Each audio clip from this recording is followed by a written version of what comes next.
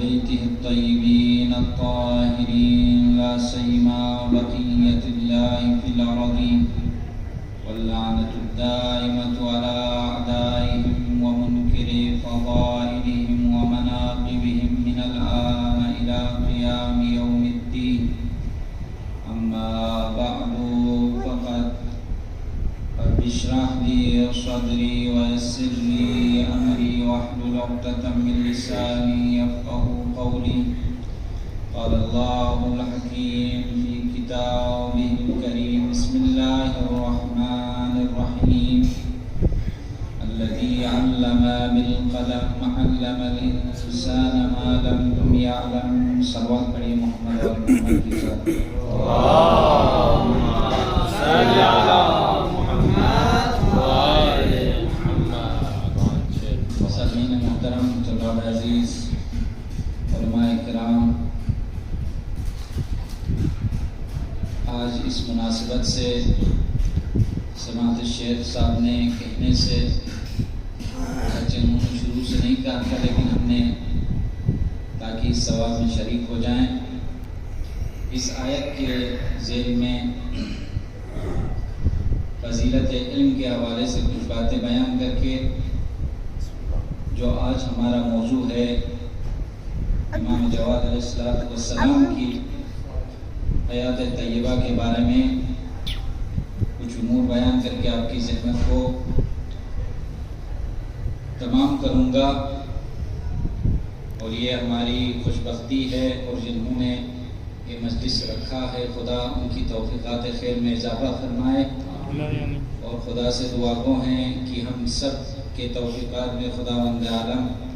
مزید اضافہ فرمائے، اور جس مقصد کے لیے ہم آئے ہیں اس مقصد میں ہم کو کامیاب فرمائے. اور بانین مجلس نے جس مقصد سے رکھا ہے خداوند عالم کی تمام حاجات کو برآوردہ فرمائے، اور ہمارے وقت کے امام زمانہ جل اللہ تعالیٰ فرجہ الشریف کے ظہور میں تعجیل فرمائے، اور یہ عمل ہمیں امام علیہ السلام سے تقرب اور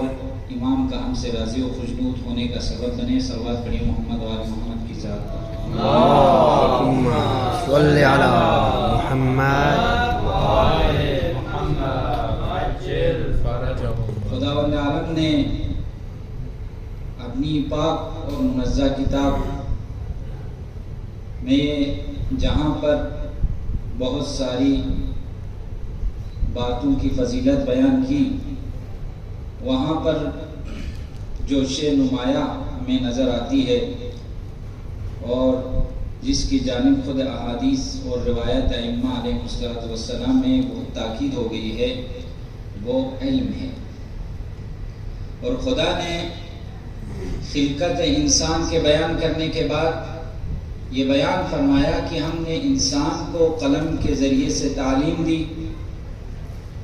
اور انسان نہیں جانتا تھا، ہم نے اس کو سکھایا.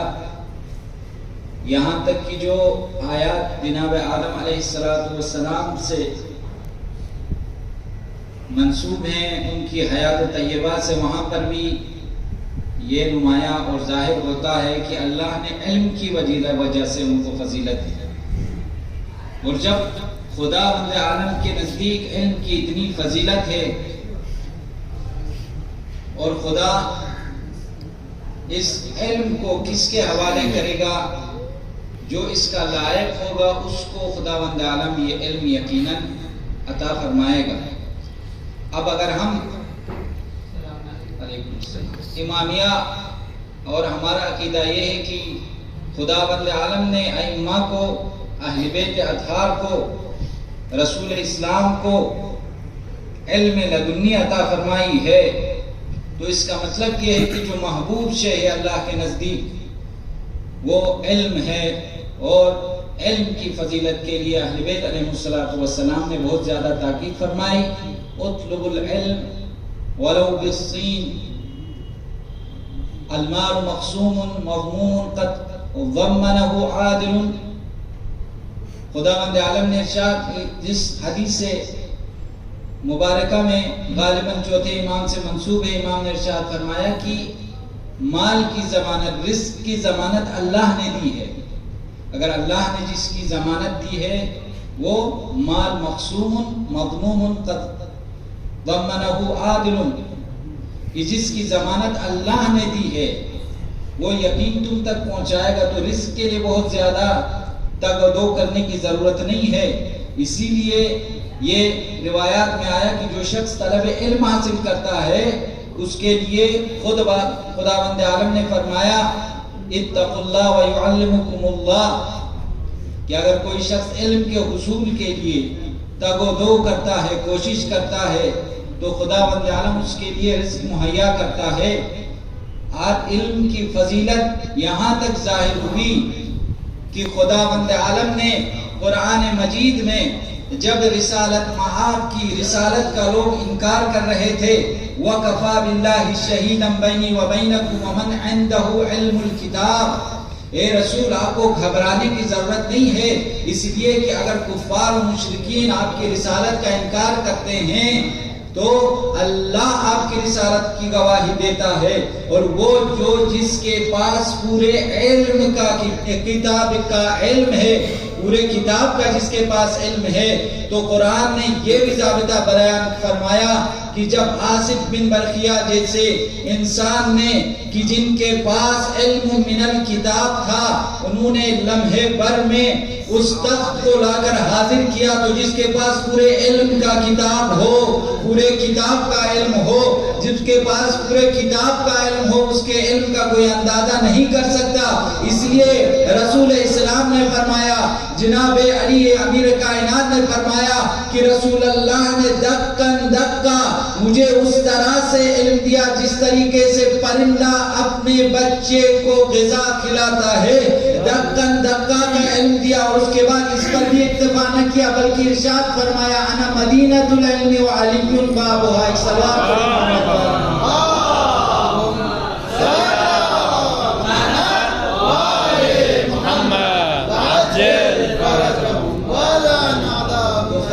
علم کے لیے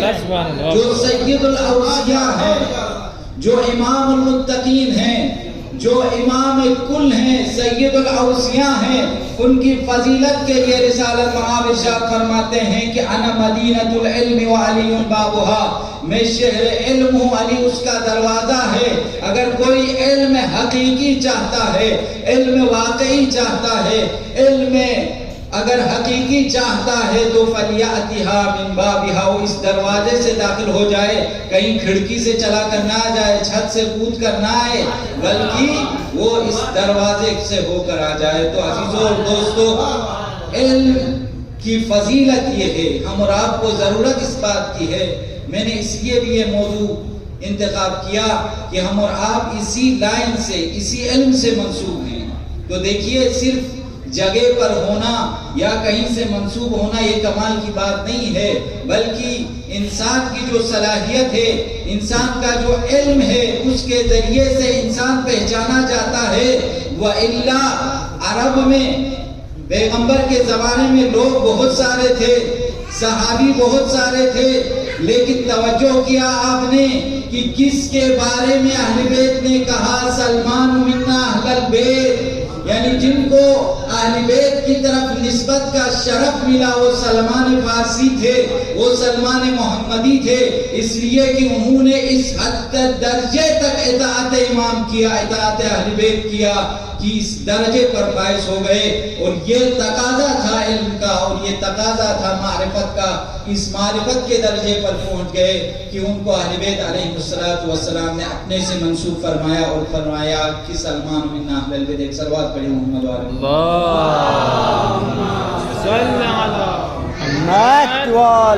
محمد۔ اور یہ مجتہد عصر سماحت الشیخ اللہ ان کی حفاظت فرمائے آیت اللہ بشیر نظمی صاحب کا یہ مشہور مقولہ ہے کہ علم کسی کے باپ کا نہیں ہے،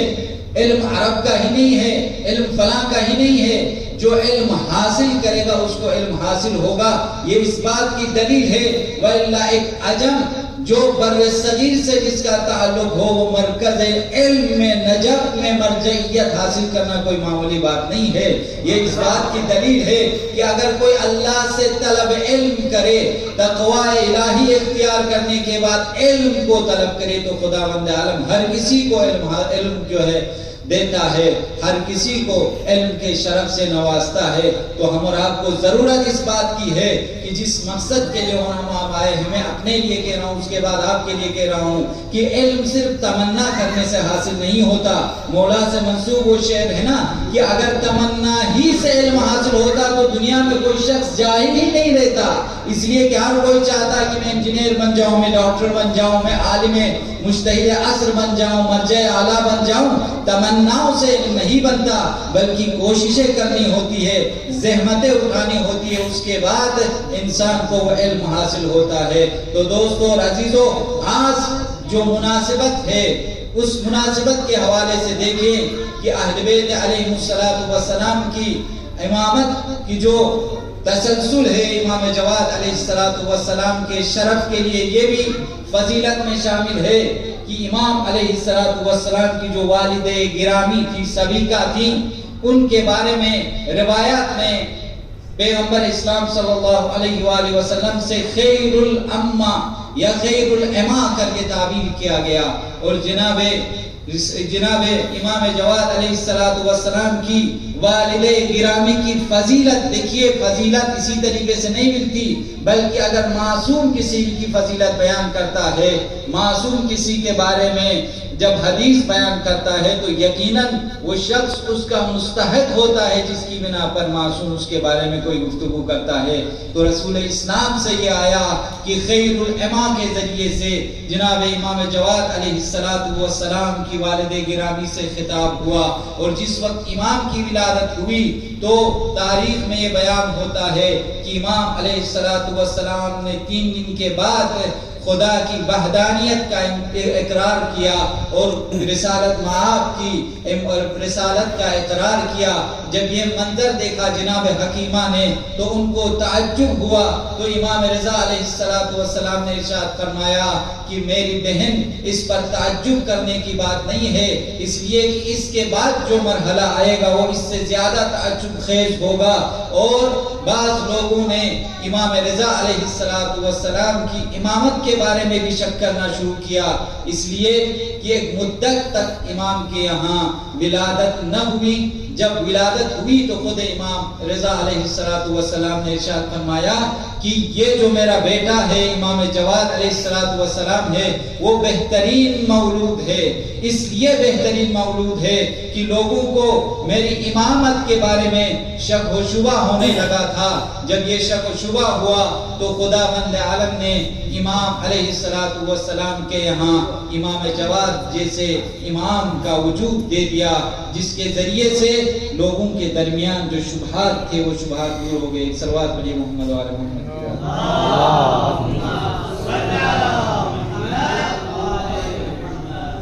اب تاریخ یہ بیان کرتی ہے کہ امام جواد علیہ السلام کے جو چچا تھے جناب علی بن جعفر اخیہ موسیٰ بن جعفر، امام موسیٰ کاظم علیہ السلام کے برادر گرامی، اور روایات احکام کے سلسلے میں بھی ان سے روایات آئی ہیں. ان کے بارے میں ایک واقعہ یہ ملتا ہے کہ وہ مسجد نبوی میں تشریف رکھتے تھے. ایک مرتبہ امام آئے، آنے کے بعد انہوں نے کیا دیکھا کہ امام تشریف لا رہے ہیں، خود کھڑے ہو گئے. کھڑے ہونے کے بعد وہ امام علیہ السلام کی تعظیم کے لیے چلے گئے. جب انہوں نے تعظیم کے لیے اپنی آبا کا بھی دامن نہیں تھاما بلکہ کھڑے ہو کر امام کی تعظیم کرنے لگے، تو جو ان کے ساتھی تھے، جو ان کے ساتھ دوست بیٹھے ہوئے تھے، انہوں نے کہا کہ آپ ان سے بزرگ ہیں، آپ ان کے تعظیم کے لیے کھڑے ہو گئے. تو امام علیہ السلام نے جہاں اپنے چچا کو دعا دی کہ خدا تم پر رحمت نازل کرے، وہیں پر امام علیہ السلام کے بارے میں ان کی معرفت یہ بتاتی ہے کہ امام علی بن جعفر نے فرمایا کہ کیوں نہ اس عظیم شخصیت کی، اس امام کی تعظیم کروں کہ میری ریش سفید ہو گئی ہے، اللہ نے امامت کے لیے ان کو منتخب کیا لیکن مجھے منتخب نہ کیا۔ اس طرح سے امام نے جب تعظیم کی تو جو ان کے ساتھی تھے ان کے لیے بھی جواب مل گیا۔ اب آپ دیکھیں اہل بیت علیہ السلام کی، جیسا کہ میں نے شروع میں بیان کیا کہ فضیلت بہت ساری ہے، تقویٰ میں، صبر میں، ایمان میں، ہر لحاظ سے اپنے زمانے کے لوگوں سے افضل ہوا کرتا ہے امام وقت۔ اگر افضلیت نہ ہو تو پھر امامت کا منصب کا مستحق نہیں ہے۔ اس لیے ہم یہی دیتے ہیں، یہی دلیل دیتے ہیں، جیسا کہ مولا کائنات علی ابن ابی طالب علیہ السلام کے بارے میں رسالت معاب نے ارشاد فرمایا تھا، اقواکم علی اتقاکم علی، تم میں سب سے متقی ترین شخص جو ہے علی ابن ابی طالب ہیں، بہترین فیصلہ کرنے والے علی ابن ابی طالب ہیں۔ تو یہ قانون تمام ائمہ علیہ السلام کے لیے، کہ اس لیے کہ یہ منصب خداوند عالم کی طرف سے، یہ منصب ہے، نص من اللہ ہے، اللہ کی طرف سے نص ہے۔ اس لیے ہر زمانے میں ہر امام کے اندر وہ تمام خصوصیات پائی جاتی ہیں، وہ تمام کمالات پائے جاتے ہیں کہ جو امامت کے منصب کے لیے ضروری ہیں، امامت کے منصب کے لیے ہونے چاہیے۔ اور تاریخ نے یہ بیان کیا کہ جب امام رضا علیہ السلام خراسان میں آئے تو مامون عباسی لعنت اللہ علیہ نے کیا کیا کہ امام رضا علیہ السلام کو امام ایک منصب دے دیا۔ منصب ظاہراً لوگوں کو یہ لگا کہ امام جو ہے وہ منصب امام کو دینے کے بعد ان کے بنی عباس کی حکومت کے لیے مشکلات ہوں گی، لیکن تاریخ نے یہ بیان کیا کہ بعد میں خود مامون نے امام کو زہر دیا، زہر دینے کے بعد شہید کر دیا۔ جب یہ بات علویین کو پتہ چلی تو انہوں نے چاہا کہ ان کے خلاف احتجاج کریں، ان کے خلاف انقلاب لائیں، لیکن مامون ملعون بہت چالاک تھا۔ اس نے امام رضا علیہ السلام کو شہید کرنے کے بعد امام محمد تقی جواد علیہ السلام کو اپنی بیٹی ام الفضل سے شادی کرائی، اور اس کے لیے بہت سارے واقعات ملتے ہیں، لیکن جو دو مشہور واقعے ہیں ان کو نقل کر کے میں آپ کی زحمت تمام کرتا ہوں۔ وہ یہ بیان یہ ہوتا ہے کہ یحییٰ ابن اقسم جو مشہور ایک قاضی تھا یا عالم تھا، اس نے امام علیہ السلام سے چاہا کہ ظاہراً امام کا امتحان لے لے۔ دربار تھا جہاں پر سب درباری تھے، مامون کے ماننے والے تھے،